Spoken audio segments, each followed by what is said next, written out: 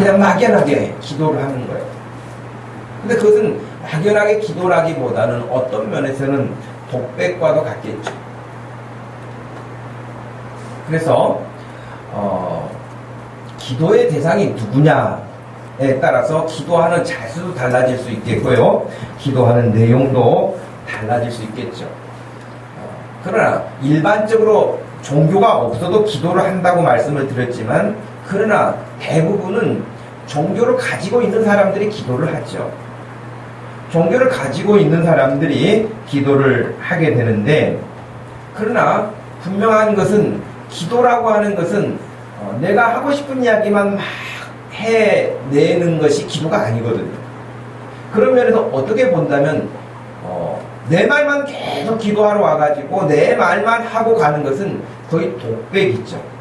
기도가 아니라 독백이죠. 자기 혼자만 하고 가는 것이죠. 그렇게 볼 때에 우리가 기도라고 하는 것은 독백이 아니라 쌍방간이 같이 소통이 일어나는 것이 기도다. 여러분, 이건 반드시 우리가 기억하고 가야 될 부분이에요. 기도는 소통이 일어나는 것이지 혼자 독백하고 가는 것이 아니다 하는 거예요. 그렇다면 기도가 쌍방이 소통하는 것이다. 나도 누구에겐가 기도를 할 거 아닙니까? 예를 들면은 불교 신자들은 부처에게 기도를 한다. 예를 들면 그렇게 한다고요? 물론 부처가 자기에게 기도하라 말도 없었고, 또 어떤 종교에서도 나에게 기도하라 그렇게 가르치지는 않습니다. 하나님만이 내게 기도하라고 가르치시고, 기도하면 내가 너에게 응답도 해주시겠다고 약속하시는 분이시지, 일반 다른 종교에서는 그저 어떤 신이라고 하는 대상을 놓고 자기가 하고 싶은 말을 거기에 투영하는 것과 다를 바가 없는 것이죠. 그렇다면 기도의 대상이 반드시 인격적이어야만 온전한 기도가 일어날 수 있다, 그렇게 생각해요. 왜?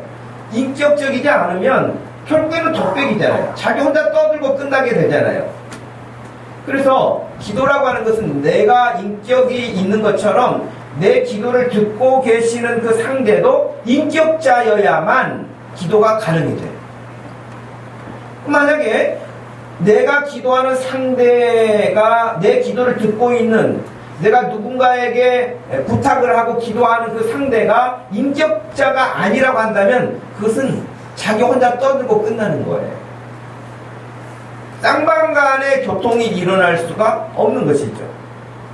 반드시 기도는 인격자와의 관계에서 일어날 수 있는 것이다 라고 할 수 있습니다. 하나님께서 이스라엘 백성들이 이제 가나안 땅에 들어가게 되면, 사실은 이스라엘 백성들이 가나안 땅에 들어가기 전에 광야에서 40년을 살았단 말입니다. 광야에서 40년을 살았는데 40년을 살기 이전에 애굽에서, 이집트에서 430년을 살았어요. 그러니까 그냥 길게 장수했다 생각해도 4대가 산 거 아닙니까? 거의 4대에서 5대, 또 좀 긴 세대는, 짧게 살다 간 세대들은 거의 6대손까지 이집트에서 그들이 노예로 살았죠. 근데 여러분, 이집트에서 노예로 살 동안 그들이 보고 자란 종교적인 문화라고 하는 것은 전부 다 우상이었죠. 태양신부터 시작해서 나일강에 이르기까지 모든 것들이 다 우상화되어 있었고, 다 신이라고 하는 이름을 부여해가지고 그들이 섬겼던 것이죠. 그런 문화 가운데 이스라엘이라고 하는 사람들이 살았어요. 그러다가 모세를 통해서 하나님이 그들을 이끌어내셨고, 내가 누구인지, 하나님이 누구인지 분명하게 그들에게 다시 보여주시면서 40년을 지내셨어요. 그리고 이제 가나안 땅에 들어가서 살게 되는, 지금 팔레스틴 지역에 들어가서 살게 됐는데, 하나님이 그들을 거기로 보내시면서 하신 말씀이 있어요.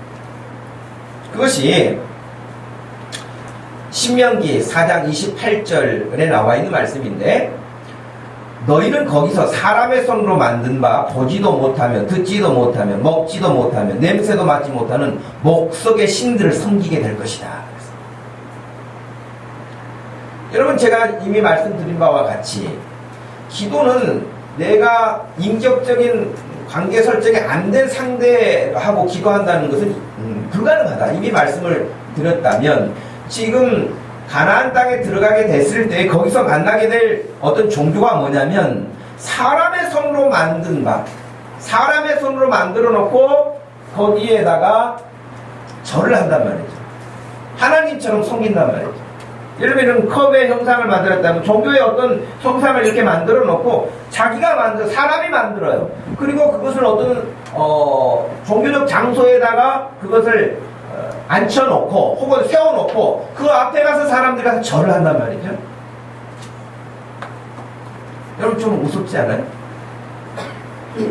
그 석공들이 조각하는 모습을 보면 대부분 부처상들이 많죠.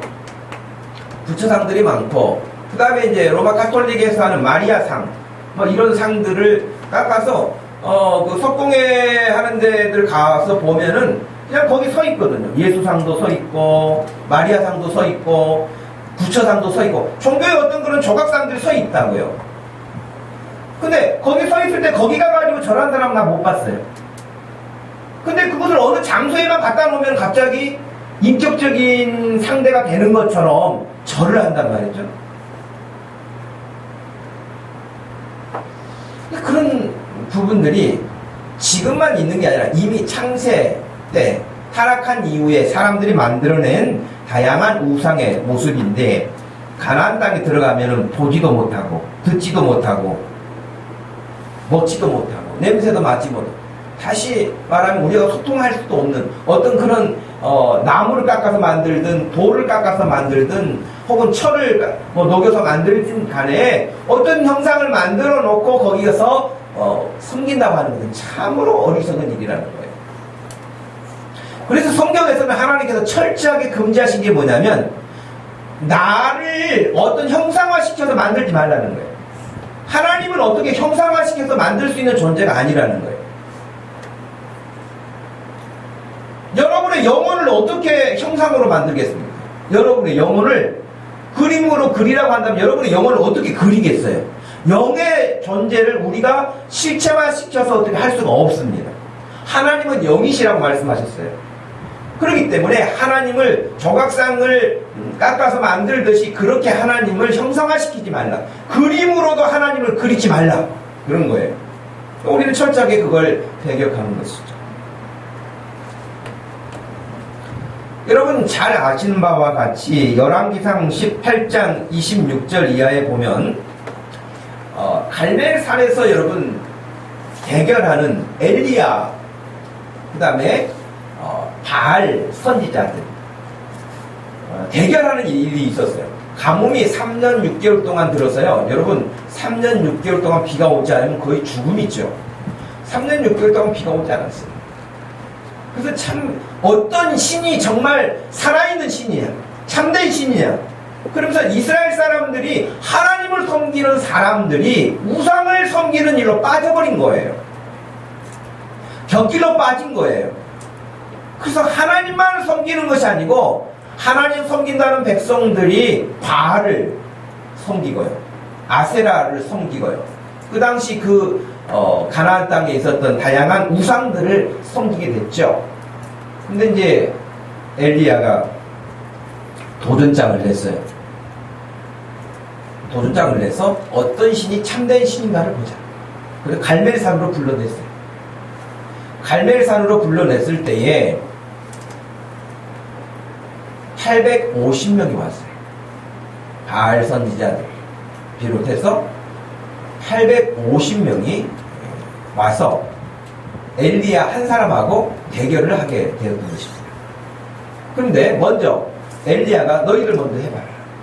이야기했어요. 너희들 먼저 해봐라. 그리고 그들이 정말 바알을 부르면서 응답해달라고 소리를 지르기 시작했습니다. 그런데 아무 소리도 없고 아무 응답하는 자도 없었다. 그 갈멜산 위에 올라가가지고 바알이야 바알이야 소리를 지르면서 불렀는데 아까 우리가 이미 보았잖아요. 사람의 손으로 만든 바 보지도 못하고 듣지도 못하고 먹지도 당연히 말하지도 못하는 그런 바알 아닙니까?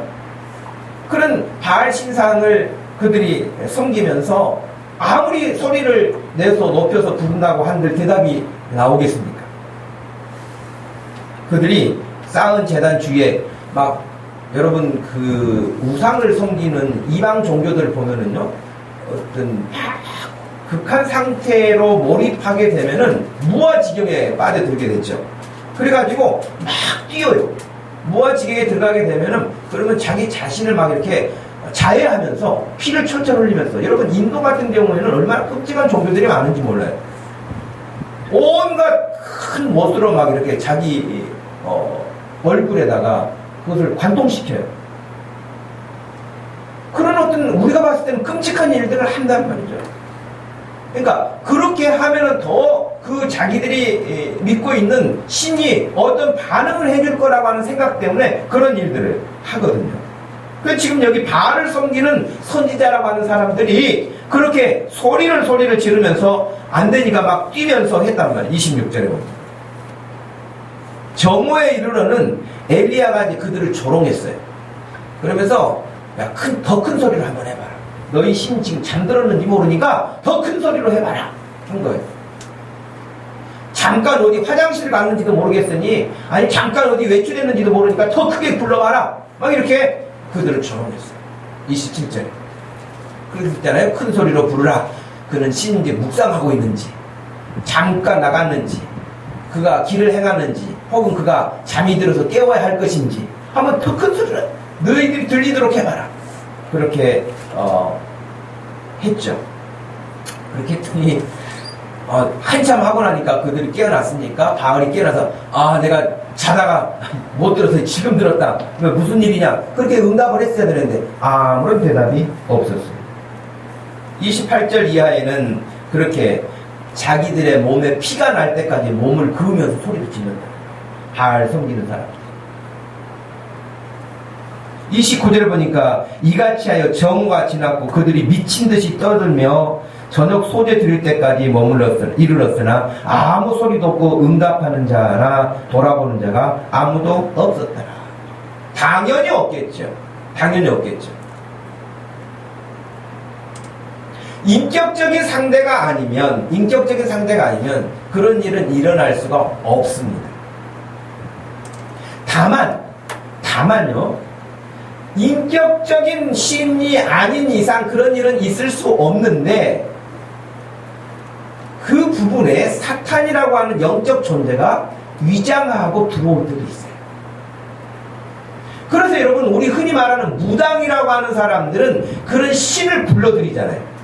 그 신을 불러들인다고 하는 것이 뭐냐면 결국에는 공중 권세 잡은 사탄이라는 존재, 귀신. 우리 한국에서는 귀신이라고 하고 외국에서는 사탄이라고 하는데, 어찌됐든 간에 그 사탄이라는 존재가 하나님처럼 자기 자신을 변장시켜서 위장을 해요.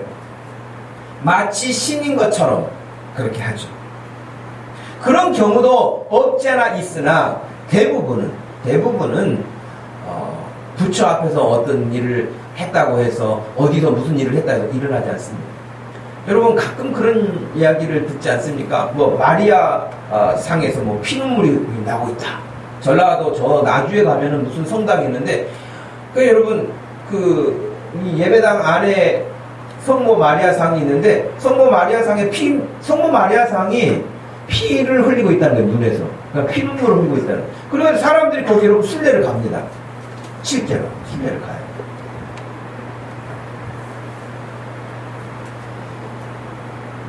여러분 또 불교에는 그런 일 없는가요? 불교에도 그런 일이 있어요. 또 최근에 여러분 인터넷에 이렇게 떠도는 영상을 보니까 외국의 한 성당에서 예배 드리는데 그 앞에가 그 예수상, 십자가에 달린 예수상이 있는데 그 예수 청동으로 만든 것 같아요. 보니까 사진을.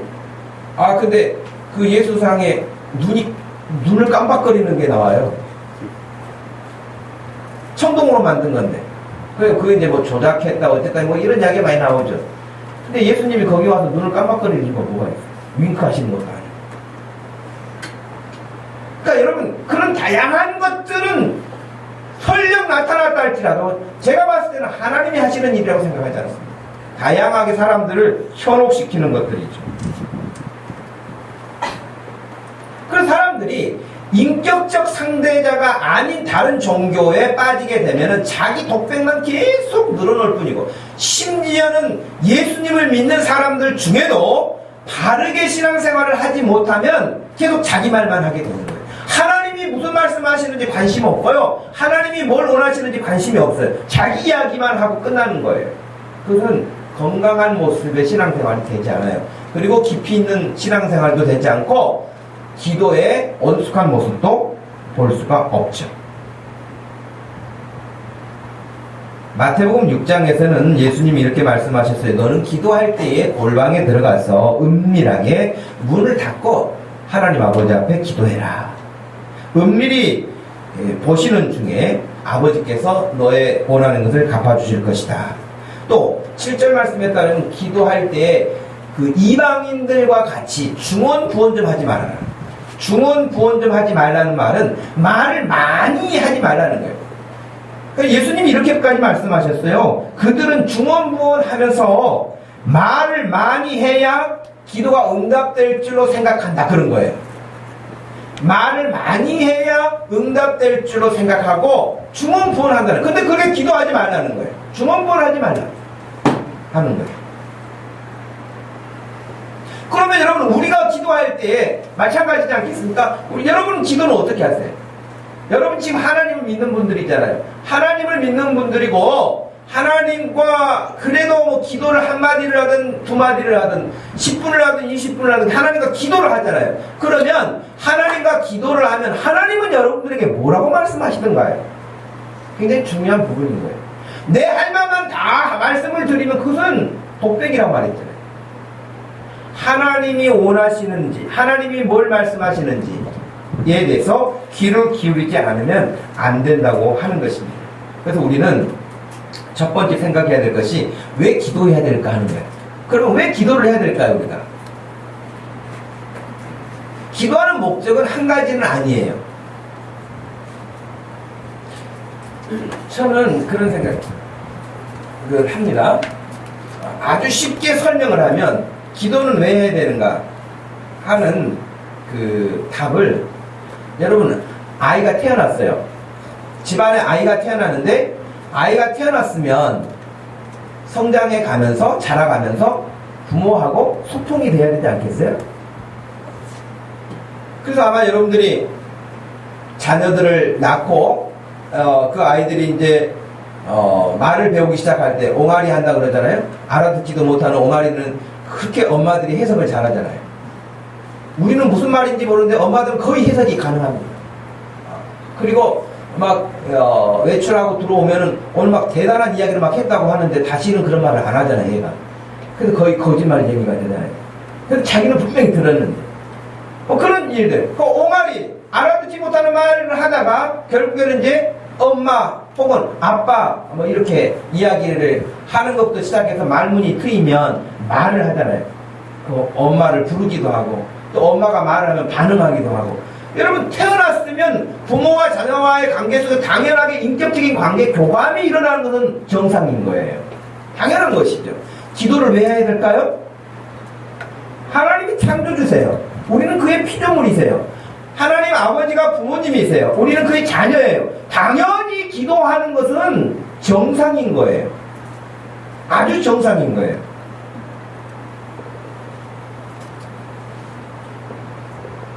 여러분, 왜 밥을 먹어야 됩니까? 왜 숨을 쉬어야 됩니까? 왜 잠을 자야 됩니까? 이렇게 물어보는 사람 없잖아요. 너무 자연스럽게 당연하게 일어나는 현상들이고 우리가 존재하는 데 있어서 너무나 필요한 부분들이 있죠. 기도 마찬가지인 거예요. 기도를 왜 해야 됩니까? 이런 질문은 밥을 왜 먹어야 됩니까? 똑같은 거예요. 그냥 기도는 하나님이 우리를 지으셨고 내가 하나님의 자녀이기 때문에 하나님과는 당연히 소통이 일어나야 되는 거예요. 그런데 내가 하나님과 소통이 없이 지금 살아가고 있다. 벙어린 거예요. 최소한 하나님과 나와의 관계는 벙어린 거예요. 귀머거린 거예요. 말도 못해요. 하나님이 뭐라고 말씀하시는지 듣지도 못해요. 깨닫지도 못해요. 그렇게 된 거예요. 제가 여러분에게 영상을 하나 보여드리려고 준비한 영상이 있는데 이 영상을 보고 제가 뭘 말씀을 드리려고 하는지 한번 생각해 보세요. 오늘 러시아에서 발사된 광업적 실험 위성 아리랑 3A호입니다. 이 위성에는 눈에 띄는 점들이 있죠. 우선 국내 최초로 열적외선 센서를 탑재했습니다. 또 528km 상공에서 지상에 있는 사람의 형체를 식별할 수 있을 정도의 초정밀 광학 카메라도 달려 있습니다. 그럼 이런 장비를 활용해서 아리랑 3A호는 앞으로 어떤 일을 하게 될까요? 최호원 기자가 설명해 드리겠습니다. 우리 시간으로 오늘 오전 7시 8분 러시아 야스니 바스단에서 아리랑 3A호 위성이 발사됐습니다. 아리랑 3A호는 러시아제 발사체에서 분리된 뒤 오후 1시 4분 국내 지상국과 정상 교신에 성공했습니다. 이로써 우리나라가 운영하는 다목적 실용위성은 모두 5기로 늘어났습니다. 아리랑 3A호에는 우리 위성으로는 최초로 야간 촬영이 가능한 열적외선 센서가 탑재되어 있습니다. 야간 산불이나 화산 폭발 같은 재해 상황이나 도심 열선 같은 기후 현상도 관측하게 됩니다. 마켓에 나와 있는 열적외선 영상, 가장 해상도 높은 영상이라고 생각하십니다. 주변에는 전자광학 카메라가 지상에 있는 55cm 크기 물체까지 포착할 수 있습니다. 5m급이나 2.5m급보다 훨씬 정밀해 모여있는 사람의 수나 자동차의 모델까지 구분할 수 있습니다. 아리랑 3A호는 2019년까지 하루 2차례씩 한반도 528km 상공을 지나며 임무를 수행하게 됩니다. 광학 카메라, 그 다음에 레이더 영상, IR 영상을 모두 얻을 수 있는 전 세계 몇 안 되는 나라 중에 하나가 되었습니다. 아리랑 3A호 제작에는 한국항공우주연구원의 기술 이전을 받은 우리 민간업체들이 대거 참가함으로써 앞으로 위성산업 활성화도 기대됩니다. 자, 이 영상을 제가 보여드린 이유가 뭘까요?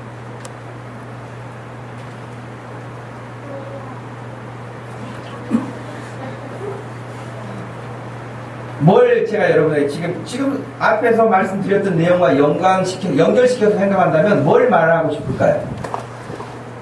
예수님, 저는 이제 그런 생각을 했어요. 예수님이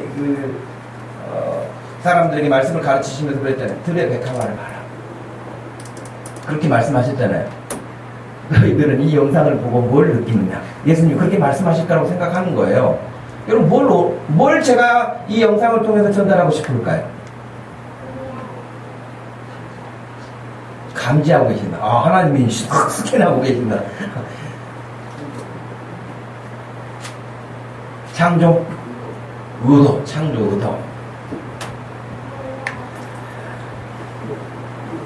교신이에요, 교신. 여러분, 이걸 100개를 쏘아 올려도 지상국하고 교신이 안 이루어지면 아무 쓸데없어요. 고철이 떠도는 것이 뿐이에요. 굉장한 정보를 정밀한 카메라를 탑재하고 있어도 지상으로 전송할 수 있는 교신이 이루어지지 않으면 그게 꽝이에요.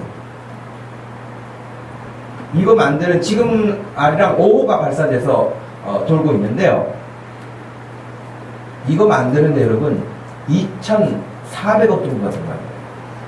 아리랑 3호 만드는데 2,400억 정도. 2,400억짜리를 쏘아 올렸어요. 근데 돌긴 하는데 교신이 안 돼. 뭘 찍고 있는지도 모르겠어. 뭘 찍었는지도 모르겠어. 뭐 데이터는 많이 찍은 것 같은데 오지는 않아. 그러면 무슨 소용이 있겠어요? 그렇게 많은 돈을 들여가지고. 그래서 아까 이렇게 지상관제센터에서 이렇게 박수를 치고 환호하는 것은 교신이 이루어졌다는 거예요. 교신이 이루어졌다. 여러분, 사람은 얼마짜리일까요? 2,800억? 2,400억? 일까요? 대형 사고로 사람들이 생명을 잃었을 때에 보험사나 혹은 또 다른 어떤 일로 인하여서 사람들에게 보상을 해주는데, 보상을 해줄 때 우리 막 이제 10억이 넘어가고 그러면은 어떤 사람들은 그 사람의 생명에 대해서 돈으로 계산만 하는 사람들도 있잖아요. 그러나 여러분, 성경에서는 온 천하를 얻고도 자기 생명을 잃으면 무슨 소용이 있겠느냐 라고 할 만큼 생명의 가치는 값으로 매길 수 없을 만큼이에요. 그런데 하나님께서 2,400억이 아니라 어마어마한 여러분의 값어치에 부여가 된 여러분들의 존재가 이 땅에 보냄을 받았어요. 근데 하나님과 교신이 안 이루어져요. 하나님과 소통이 안 이루어져요. 하나님께서는 어마어마하게 여러분들을 아끼고 사랑하고 정밀하게 해서 사람만큼 정밀한 기계는 없어요. 사람들이 만들어 놓은 기계 중에도 사람이라는 존재만큼 정밀한 존재는 없어요. 그렇기 때문에 여러분, 하나님께서 그렇게 만들어서 우리를 이 땅에 보내셨는데 결국 여러분과 교신이 일어나지 않는다면 그건 무슨 일이에요? 교신이 일어나지 않는다. 기도해야 되는 이유가 바로 그거예요. 오늘 하나님과 교신이 일어날 수 있기를 바랍니다. 하나님과 교신이 이 시간을 통해서 내가 지금 하나님과 나와의 관계를 한번 이렇게 점검해 보니 정말 내가 최근에 하나님으로부터 받은 데이터가 뭐가 없네.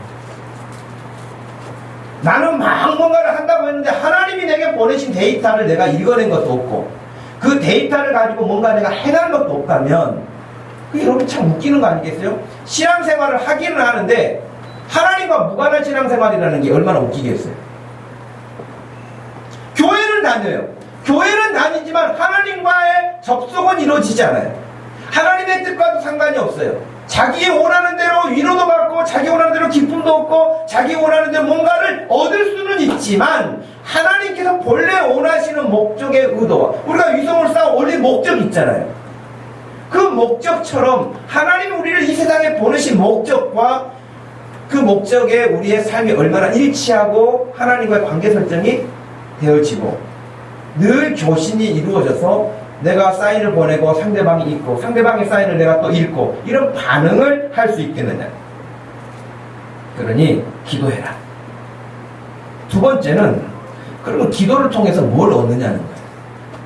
기도는 숨 쉬는 것처럼 당연히 하나님이 창조주시고 피조물이기 때문에 인공위성을 만든 사람들이 있고 뛴 사람들이 있기 때문에 교신이 일어나는 것처럼 하나님과 우리는 당연히 그런 관계 설정에서 교신이 이루어져야 되는데 그 교신을 하는 목적이 뭐냐는 거예요. 그 기도를 통해서 얻고자 하는 것이 뭐냐는 거예요. 사람들은 위험한 상황에 부딪히게 되면 대부분 기도하죠.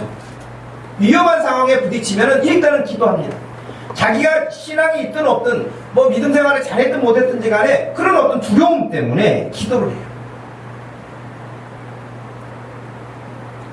뉴욕의 팀 켈러 목사라는 분은 기도라는 책에서 이렇게 말해요. 2004년에 발표된 연구 논문을 인용하면서 30%의 무신론자들이 가끔 기도한다고 했고 17% 무신론자들은 정규적으로 기도를 하고 있다. 그렇게 말을 했다는 논문을 인용했습니다.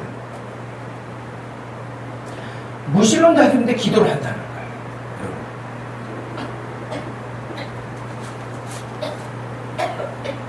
하나님을 아는 지식이 없는 상태에서 기도하는 사람들은 어떤 대상을 막연하게 붙잡고 의지하는 것이죠.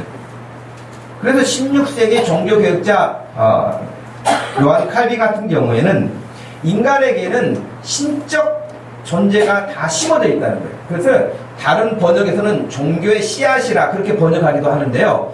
예수님을 믿는 사람이고 믿지 않는 사람이고 할 것 없이 모두에게는 종교적 씨앗이 들어있다는 거예요. 그래서 하나님을 찾지 못하면 다른 우상을 찾는 거예요. 그래서 여러분 로마서 1장에도 이미 그 부분을 바울이 언급을 했어요. 18절 이하에 보면 하나님의 진노가 불의로 진리를 막는 사람들의 모든 경건하지 않음과 불의에 대하여 하늘로부터 나타나나니 이는 하나님을 알만한 것이 그들 속에 보임이라. 하나님께서 이를 그들에게 보이셨다. 그래서 하나님께서는 모든 사람들 마음속에 이미 하나님을 알만한 것들을 다 심어주셨다는 거예요. 그런데도 그 하나님을 하나님으로 섬기지 않고 다른 것으로 왜곡시켰다고 바울은 지적을 하고 있죠. 말씀드린 바와 같이 다시 위성 이야기를 한다면 인공위성을 띄워보낸 것은 목적이 있어요. 군사 목적. 여러분 그 우주에 떠있는 지금 위성이 얼마나 너무 많아서요. 너무 많아서 거의 쓰레기처럼 돼 있어요. 지금 그래서 러시아 같은 경우만 하더라도 또 고철로 떠돌아다니고 교신이 다 끝나버린 상태. 그러나 지구를 돌고 있는 그것들을 수거하는 그런 일도 지금 하잖아요. 여러분 이런 것들이 만약에 떨어지다가 나르는 비행기하고도 충돌할 수도 있고 다른 어떤 피해를 입힐 수 있는 어마어마한 어떤 일들이 일어날 수 있거든요. 근데 우리가 생각하는 것보다 훨씬 많은 숫자가 지금 우리 지구를 돌고 있습니다. 그런데 다 목적이 있어요. 어떤 건 군사 목적, 어떤 건 농사, 어떤 것은 또 환경. 그건 다양한 어떤 목적을 가지고 거기에 맞게 준비를 해서 인공위성을 띄워보내는 것이죠. 그렇다면 우리는 기도를 통해서 하나님과의 어떤 목적을 가지고 기도 생활을 해야 하겠는가 하는 것입니다. 우리는 예수님을 닮기 원하는 사람들이잖아요. 그리고 예수님을 닮기 원하는 것이고 결국 예수님이 원하시는 모습으로 성장해 가는 것인데 오늘 읽었던 성경 본문을 우리가 다시 본다면 여기서 우리가 힌트를 얻을 수가 있어요. 기도하는 이유가 뭐냐, 목적이 무엇이냐 하는 것이에요. 우리가 이 본문을 너무 잘 알고 있는 것처럼 예수님이 이제 십자가의 죽음을 바로 앞에 두고 계신 거죠. 내일이면 이제 십자가를 져야 하는 어떤 그런 끔찍한 형벌이 기다리고 있는 거예요. 예수님이 잘못하셔서 형벌을 지시는 게 아니라 우리들의 형벌을 대신 지시는 그 일을 앞에 두고 계시는 거였어요. 그래서 지금 예수님의 마음을 표현했는데 37절에 보니까 고민하고 슬퍼하사 그렇게 표현이 나와 있어요. 그리고 38절에서도 내 마음이 매우 고민하여 죽게 되었으니 그렇게 말씀하셨어요.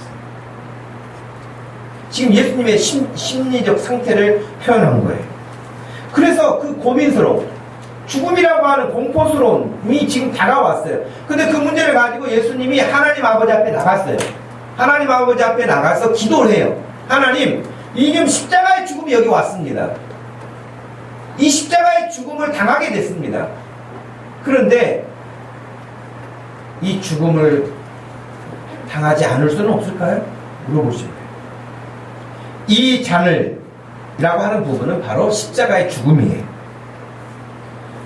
땅에 얼굴을 대시고 엎드려서 기도하여 내 아버지여 만일 할만하시다면 이 잔을 내게서 지나가게 해주십시오.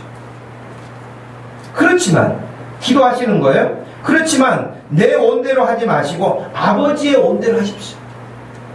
내 마음은 이 십자가 안 지고 싶어요. 무서워요. 고민스러워요. 두려워요.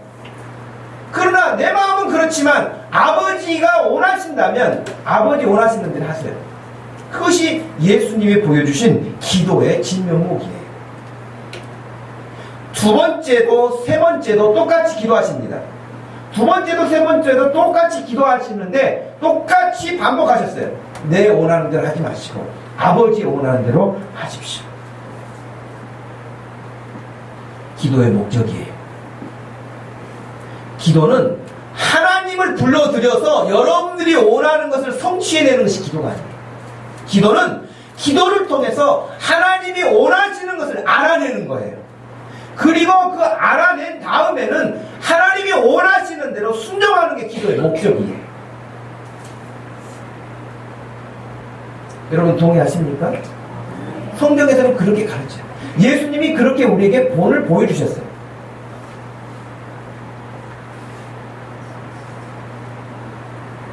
한마디로 기도라는 것은 하나님의 뜻을 구하는 거예요. 하나님의 원하시는 바가 무엇인가를 알기 위해서 하는 거예요. 근데 문제는요, 내가 원하는 방식대로 안 될 때가 많아요. 지금 예를 들면 오늘 성경 본문만 하더라도 예수님이 원하시는 게 있었는데 예수님의 원하시는 대로 기도의 응답이 안 됐어요. 여러분, 예수님이 기도하셨는데 예수님이 원하시는 대로는 기도 응답이 안 됐다고요. 한마디로 예수님이 원하시는 것은 십자가가 지나가는 거였어요. 근데 하나님의 아버지는 십자가를 예수님이 지시는 거였어요.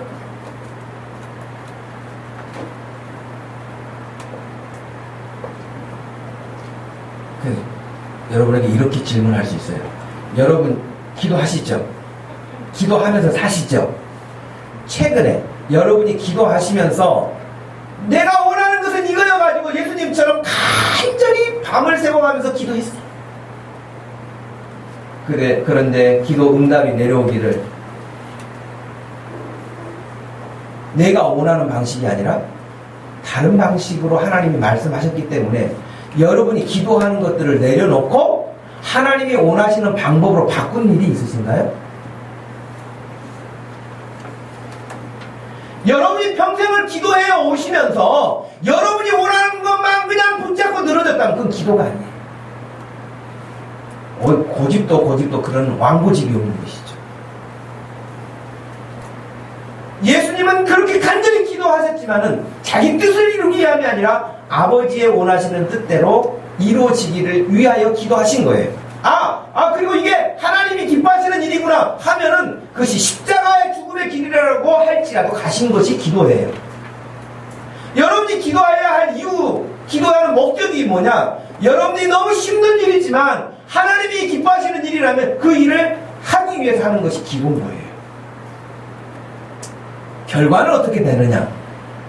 여러분 예수님이 원하시는 대로 되지 않고 엄밀하게 말하면 예수님이 원하시는 대로 됐어요. 그쵸? 아닌 것 같은데요? 십자가의 죽음을 할 수만 있다면 지나가게 해주십시오. 예수님이 기도였잖아요. 그러나 예수님의 기도의 말미에는 또 뭐가 있었어요? 내 온대로 마시고 아버지가 원하시는 대로 해주십시오. 그렇게 기도하셨잖아요. 근데 예수님이 원하시는 십자가의 잔이 지나가는 것은 되지 않았지만 아버지가 원하시는 대로는 됐죠. 그러니까 예수님의 기도는 예수님이 원하시는 대로 응답됐다고 할 수 있어요. 그죠? 아버지가 원하시는 대로 했으니까. 그런데 아버지가 원하시는 대로 그 응답에 돼서 결국은 죽어야 하는 길이 된 거란 말이죠. 죽었어요. 그랬어요. 고난당하고 무시당하고 완전히 외면당하고 철저하게 짓눌림을 받아서 십자가에서 처절한 죽음을 당하신 거예요. 그러면 하나님 아버지는 왜 그런 일을 하셨을까? 물론 우리가 신학적인 이런 이야기 다 거두절미하고요. 그럼 예수님이 십자가에서 비참하게 죽으시고 끝났습니까? 예수님이 십자가에서 죽으시고 그냥 그걸로 더 이상 힘도 쓰지 못하시고 이제 완전히 그냥 멸망하셨습니까? 아니요. 예수 그리스도는 십자가에 아버지의 뜻을 따라서 죽으셨지만 3일 만에 다시 부활하셨고 지금은 하나님의 보좌 우편에 앉아 계신다고 말씀하십니다. 할렐루야.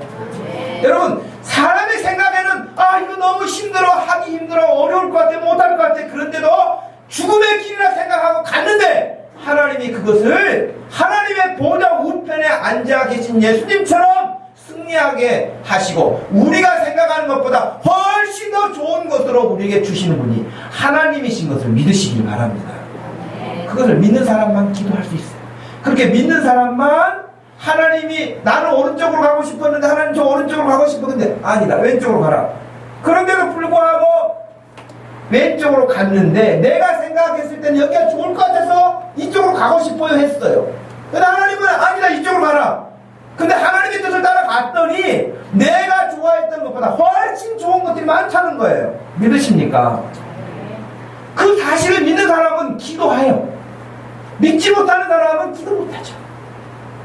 예를 든다면 사도 바울이 사도행전 16장에 보면 이런 경험을 합니다. 16장 6절에 성령이 아시아에서 말씀을 전하지 못하게 하시거늘 그들이 부르기아와 갈라디아 땅으로 다녀가 무시아 앞에 이르러 비두니아로 가고자 애쓰되 예수의 영 곧 성령이 허락하지 아니하셨다. 그들이 거기로 가려고 애썼는데 예수의 영 성령께서 허락하지 않으셨다. 그랬더니 그때 환상이 보였어요. 마게도냐 사람 하나가 서서 그에게 청하여 이르되 마게도냐로 건너와서 우리를 도우라. 막 손짓하는 환상을 보았어요. 그래서 자기가 가려고 했던 땅이 아닌 마게도냐로 가게 된 것이죠. 이는 하나님이 저 사람들에게 복음을 전하라고 우리를 부르신 줄로 깨달았다는 거예요. 인정했다는 거예요. 그러니까 자기가 가려고 했던 것과는 반대편으로 간 거예요. 바울이 복음 전하러. 한 사람 더 예를 들어보면 베드로, 사도행전의 베드로 역시 마찬가지예요. 베드로가 사도행전 10장에 보면은요, 기도해요. 10장 9절에 이렇게 말합니다. 이튿날 그들이 길을 가다가 그 성에 가까이 갔을 때에 베드로가 기도하려고 지붕에 올라가니 그 시각은 제 6시. 우리 시간으로 말하면 오늘날 12시에요. 난 12시에 기도하러 올라갔어요. 그때에 시장하여 먹고자 하며 사람들이 준비할 때 황홀한 중에 하늘이 열리면서 그에게 그릇이 하나 내려왔는데 큰 도자기 같은 그릇이 내려왔어요. 근데 그 안에 보니까 12절에 보니까 그 안에는 땅에 있는 각종 네 발 가진 짐승과 기는 것, 공중에 나는 것들이 가득했는데 하늘에서 소리가 들리기를 베드로야! 그 도자기 안에 있는 거 다 잡아먹어라. 그런 거예요. 근데 베드로는 유대인이에요. 베드로는 유대인인데 유대인들의 규례에 따르면 레위기 성경에 나와 있는 규례에 따르면 도무지 잡아먹을 수 없는 부정한 짐승으로 분류된 것들이에요. 그런데 그걸 잡아먹으라고 하니까 베드로가 깜짝 놀래가지고 이거 부정한 짐승을 제가 어떻게 잡아먹습니까? 지금까지 그렇게 해본 적도 없고 지금도 할 수가 없습니다. 그랬더니 다시 하늘에서 하나님이 말씀하신 거예요. 아니 내가 깨끗하다고 했는데 네가 왜 부정하다고 말하느냐?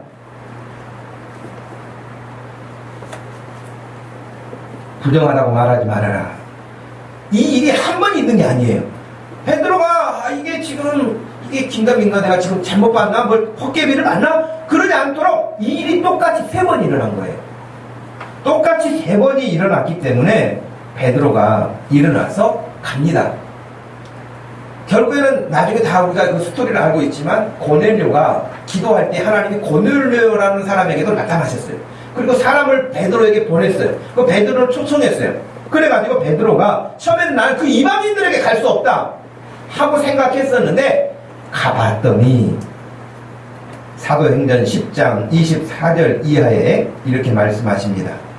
이튿날 가이사라에 들어가니 고넬료가 그의 친척과 가까운 친구들을 모아 기다리더니 내가 곧 당신에게 사람을 보내었는데 오셨으니 잘하셨습니다. 이제 우리는 주께서 당신에게 명하신 모든 것을 듣고자 하여 다 하나님 앞에 있나이다.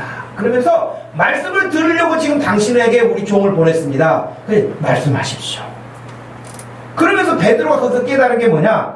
베드로가 입을 열어 말하되 내가 참으로 하나님은 사람의 외모를 보지 아니하시고 각 나라 중 하나님을 경외하는 의로운 사람을 다 받으신 줄로 깨달았다. 그랬어요. 여기서도 여러분 베드로는 부정하다 생각해서 안 가려고 했는데 하나님이 가라 하신 것을 가서 봤더니 놀라운 일이 일어나는 거 아닙니까? 여러분 신앙생활하면 다 마찬가지인 거예요. 말씀을 들을 때 다 좋은 것 같아. 그렇게 하면 될 것 같아. 그런데 될 것 같아만 하고 하지 않아요. 근데 좋을 것 같아. 은혜가 될 것 같아. 여러분 그 말씀대로 하시기를 바랍니다. 해야 반응이 있고 결과가 있고 열매가 있죠. 그냥 그렇게만 지나가면 아무것도 경험할 수가 없습니다. 한마디로 기도하는 사람들의 특징은 기도하지만 자기 뜻을 관철시키는 사람들이 아니라 하나님의 뜻을 구하고 하나님이 원하시는 것을 행하는 사람들이 기도하는 사람들이에요. 그런 사람들을 우리는 하나님과 동행하는 사람들이다. 하나님을 기쁘시게 하는 사람들이다 라고 하는 것입니다. 믿음으로 산다는 것은 결국 이와 같이 기도하는 중에 하나님과 함께 더불어 하나님의 말씀을 듣고 하나님께 말씀을 드리기도 하고 하는 이런 관계. 그래서 로마서 12장 2절 말씀에 너희는 이 세대를 본받지 말고 오직 마음을 새롭게 함으로 변화를 받아서 아버지께서 하나님 아버지께서 원하시는 그 선하신 뜻이 무엇인지 기뻐하시는 뜻이 무엇인지를 분별하도록 해요. 그냥 시간 가는 대로 세상 가는 대로 따라 살지 말고 하나님이 원하시는 바가 무엇인가를 분별하라고 가르칩니다. 마지막 한 가지 더 말씀을 드리면, 그럼 우리는 언제 기도할까 하는 거예요. 유대인들은 하루에 3번 기도해요.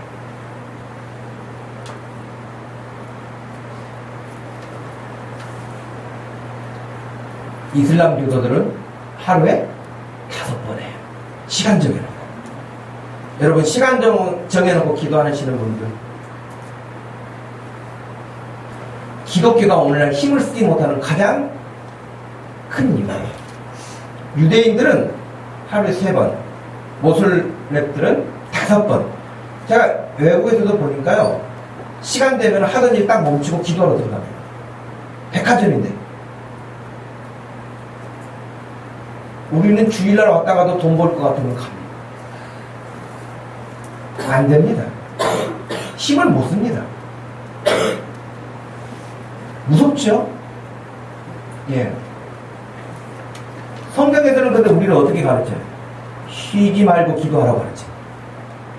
쉬지 말고 기도하라고 그러는데 우리는 푹 자고 일어나지도 않아요. 예를 들면 이렇게 하면 우리가 영적으로 완전히 매몰당하는 거예요. 영적 전투라고 말하는데 하루에 3번씩 기도하고 달려드는 사람들과 5번씩 기도하면서 달려드는 사람하고 어떻게 당해내겠어요?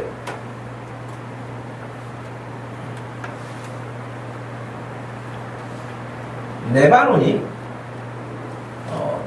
여러분 기독교 중동에서 기독교 국가였어요. 지금도 기독교인 거 제일 많아요. 레바논이. 근데 레바논이 어떻게 모슬렘 국가로 지금 변해져 버렸느냐 하는 이유 가운데, 기독교 국가이기 때문에 사랑의 정신으로, 하나님의 마음으로 난민들을 받아들이는 거예요. 모슬렘 받아들여줬던 거예요. 근데 이 사람들이 점점점 세를 확장하고요. 이 사람들은 아이들을 많이 낳잖아요. 기독교인들은 많이 낳아야 2, 3이에요. 이 사람들은 기본으로 6, 7이에요. 그리고 다처제예요. 부인 여럿이에요. 그러니 한 남자가 아이를 10명, 20명까지 낳아요. 인구 비율은 게임이 안 되는 거예요. 그런데다가 자기 난민들로 들어왔던 사람들이 자리를 잡으면서 본국 모슬렘들과 연락을 취하면서 기독교 국가를 핍박하기 시작했어요. 그래서 기독교가 굉장히 대대적으로 전쟁을 합니다. 여러분, 영적 우리 상대자들, 악한 세력들은요, 강력하게 지금 기도하고 있습니다. 이슬람 극단주의자 지금 IS, 그들이, 여러분, 이슬람 극단주의자들만이 아니라 이슬람 사람들이 하는 기도가 뭐죠? 뭐라고 여러분 들어보셨죠?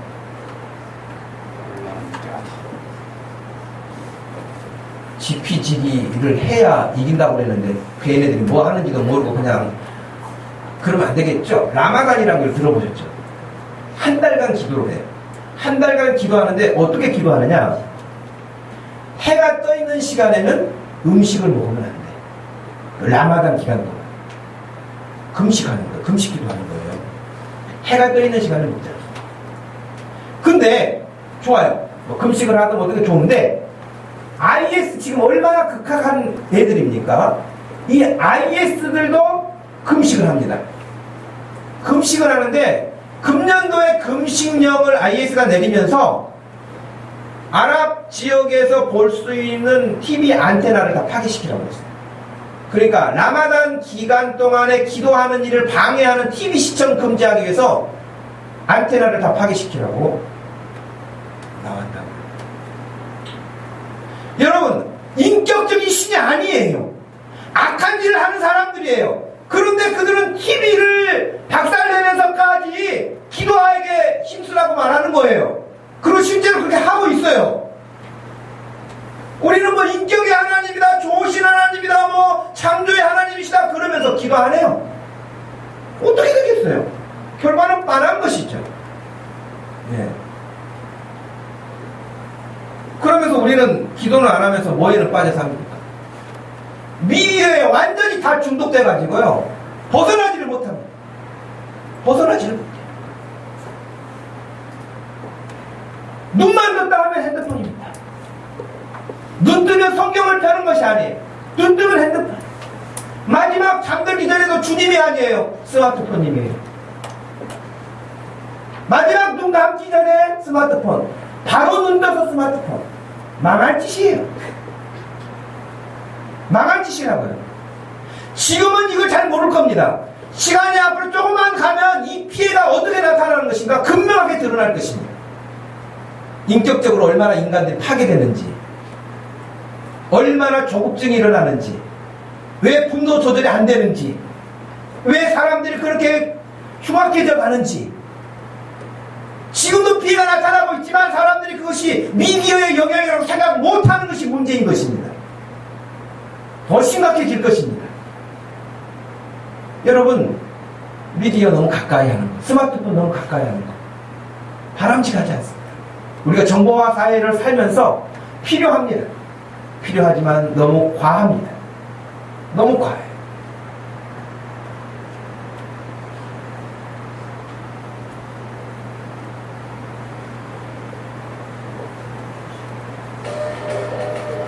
학교를 나서는 학생들, 그리고 그 중에서도 유독 눈에 띄는 한 학생. 친구와 대화하느랴 스마트폰 보느랴 정신이 없어 보였는데요. 저희는 오늘 하루 이 학생을 따라가 보기로 했습니다. 친구들이 함께 모여있는 자리, 하지만 다들 스마트폰만 쳐다보고 있었는데요. 대체 학생들은 스마트폰으로 무엇을 하는 걸까요? 그냥 하루 종일 가지고 그냥 컴퓨터도 하고 컴퓨터도 하고 아무것도 안 하는데도 카톡 들어가서 애들 카톡 사진 보고 대화경 보고 페이북 들어가서 답변 보고 맨날 동영상 보고. 아이들은 그저 침묵 속에서 각자 스마트폰 게임만 하고 있었습니다. 신호를 건널 때도 눈에서 떼지 않는 스마트폰, 무척 위험해 보였습니다. 그것은 버스에서도 마찬가지. 집에 가는 길 내내 주위에 아랑곳 없이 스마트폰을 사용하고 있었습니다.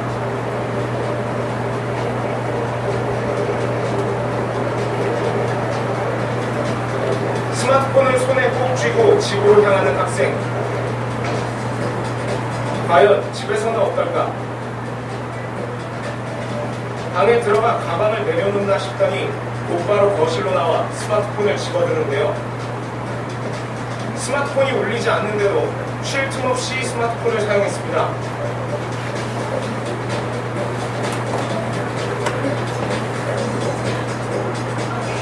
학생도 이런 자신의 모습을 자각하고 있었는데요. 진짜 많이 그래요. 줄소리 들으면서 그러면 들어도 못 들으니까 나는 공부할 때가 제일 문제인 게 핸드폰이 없어도 공부를 해야 되는데 핸드폰이 없어도 그냥 필요하니까 공부가 안 되고 답답하고 보고 싶으니까 공부가 안 되고 핸드폰이 있어도 공부가 안 되고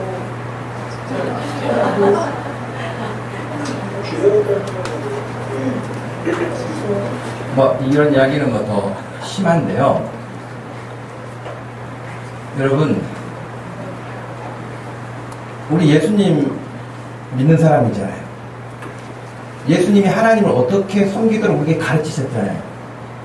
예수님은 새벽 조용할 때에 기도하는 자리를 가지셨어요. 밤이 깊은 시간에도 아무도 방해받지 않는 시간에 하나님과의 기도하는 시간을 가지셨어요. 여러분, 언제 기도해야 됩니까? 그건 여러분이 기도 시간을 만들어야 돼요. 아무하고도 방해받지 않는 그 기도 시간을 여러분이 만드셔야 돼요. 그래야 여러분의 영혼이 삽니다. 그래야 여러분의 믿음이 자랍니다. 그래야 하나님의 뜻을 분별할 수 있습니다. 스마트폰만 들여다봐가지고는 아무것도 이룰 수가 없습니다. 하나님과의 관계 속에서 여러분들이 조용히 기도하는 시간을 만들어내지 못한다면 결국 여러분의 영혼은 하나님의 사람으로 성장해 가기는 어려울 것입니다. 이번 주간에 여러분 기도하는 시간을 만들어 보십시오. 예수님이 나를 위해서 나는 지금 이렇게 심각한 상태에 있으니 좀 깨어서 기도해달라.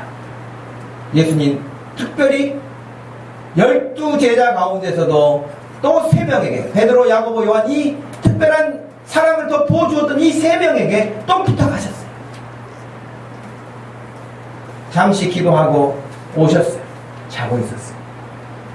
나는 지금 자기들의 선생은 십자가의 처절한 죽음을 앞에 두고 고민스러워서 기도하고 나를 위해서 같이 기도해달라고 좀 깨어있어 달라고 하시는데도 불구하고 그들은 자고 있었어요. 인식이 없었던 것이죠. 예수님이 지금 그런 십자가의 엄청난 죽음에 대한 인식이 없었던 것이죠. 자고 있었어요. 예수님이 다시 오셔서 또 부탁하시고 가셨는데 또 자고 있었어요. 예수님 하신 말씀이 그거예요. 너희들 눈을 보니 피곤하구나. 너희들 눈을 보니 피곤하구나. 지금 우리에게 오시면 예수님이 비슷하게 말씀하지 않으실까요? 너희들 눈을 보니 피곤하구나. 똑같아요. 그때 2000년 전이나 지금이나 다르지 않아요. 피곤하다고 말해요. 다 피곤합니다. 바쁘다고 말합니다. 한가한 사람 없습니다.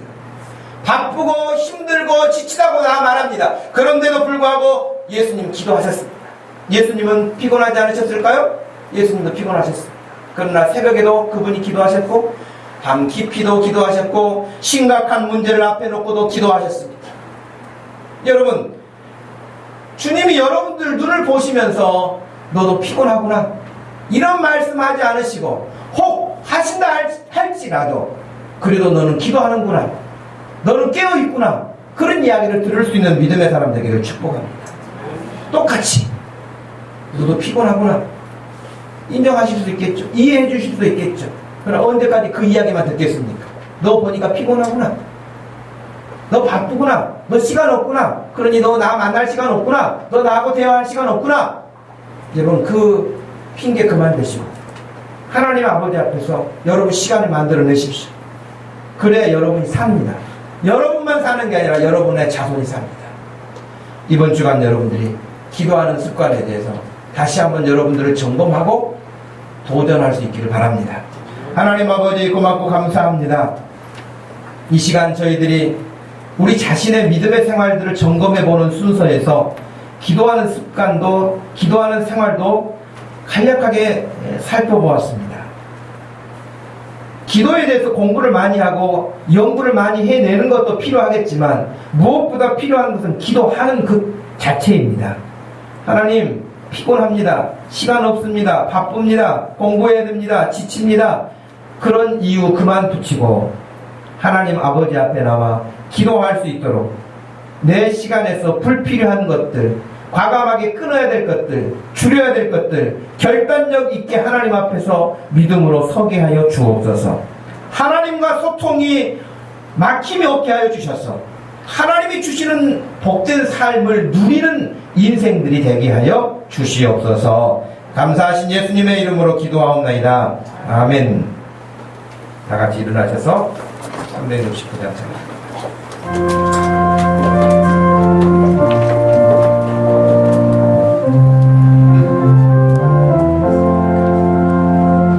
죄진 것들이 거쳐 어찌 좋은 친구인지 걱정 근심 무거운지 우리 주께 맡기세. 주께 보함 없는 고로 복을 받지 못하네. 사람들이 어찌하여 아랠 줄을 모를까. 시험 걱정 모든 괴로 없는 사람 누군가. 어딜 없이 낙심 말고 기도드려 아뢰세.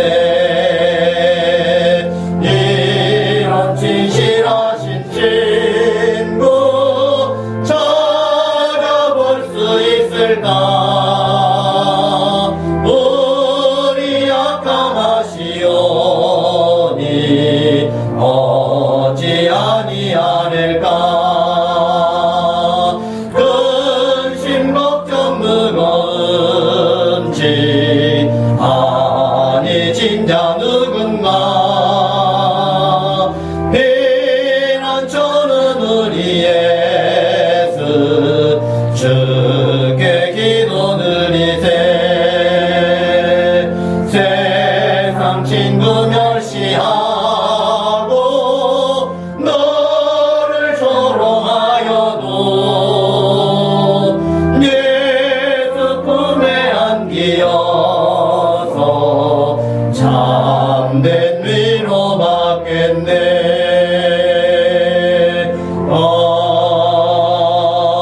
아멘.